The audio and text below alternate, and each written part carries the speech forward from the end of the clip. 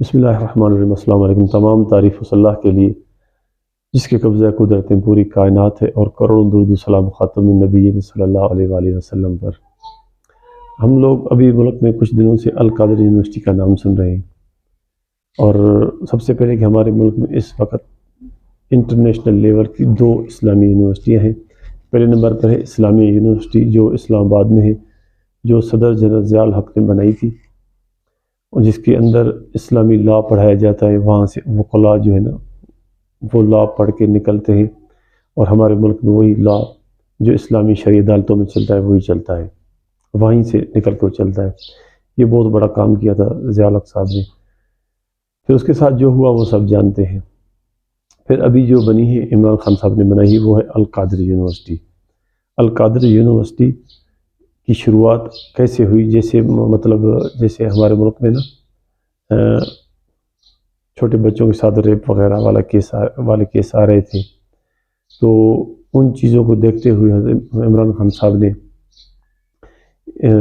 Al-Qadri university کا بنیاد رکھی کہ اس میں ہم رسول اللہ صلی اللہ علیہ وآلہ وسلم کی سیرت مبارک پڑھی جائے گی، اور رسول اللہ صلی اللہ علیہ وسلم کی زندگی کے اوپر ریسرچ ہوگی، صحابہ کرام کی زندگی پر ریسرچ ہوگی، اور یہی چیز ہمارے جو اسکول کے سلیبس ہوں گے ان میں وہ چیزیں ڈالی جائیں گی، اور اس میں جو ممبرز ہوں گے، جو اس میں استاد ہوں گے، اساتذہ ہوں گے، جو اس میں علماء کرام ہوں گے، وہ پورے ملک کے سلیبس پہ نظر رکھیں گے کہ بچوں کو کس جگہ پر کون کون سی چیز پڑھانی ہے۔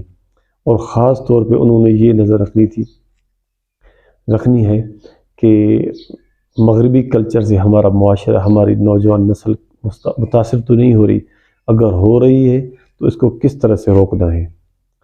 اور اس سے بڑھ کر یہ کہ جیسے عمران خان صاحب اسلامک سیریز ترکی کے ڈرامے تھے وہ لائے، ارطغرل غازی، سلطان عبدالحمید، اور بھی کئی ڈرامے ایسے لائے جو جس کو دیکھ کے ہماری نوجوان نسل میں کافی تبدیلی آ گئی۔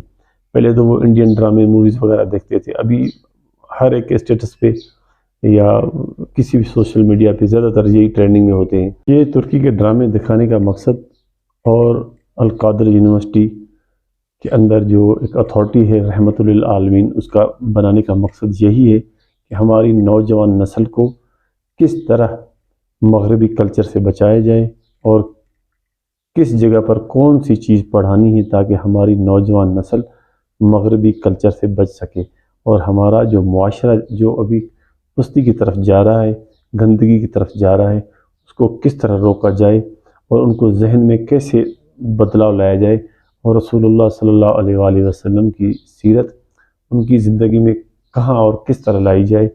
یہ جو اس القادری یونیورسٹی کے اندر ایک کمیٹی ہے رحمت للعالمین اتھارٹی، اس کا یہ کام ہے۔ اس میں جتنے بھی اسکالر ہیں وہ سارے ظاہر بات عالم دین ہوں گے۔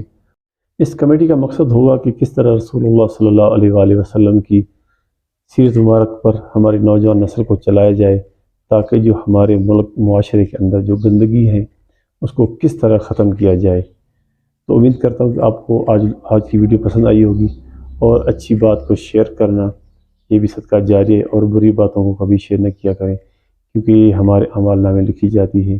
انشاءاللہ اگلی ویڈیو ملیں گے۔ اللہ حافظ۔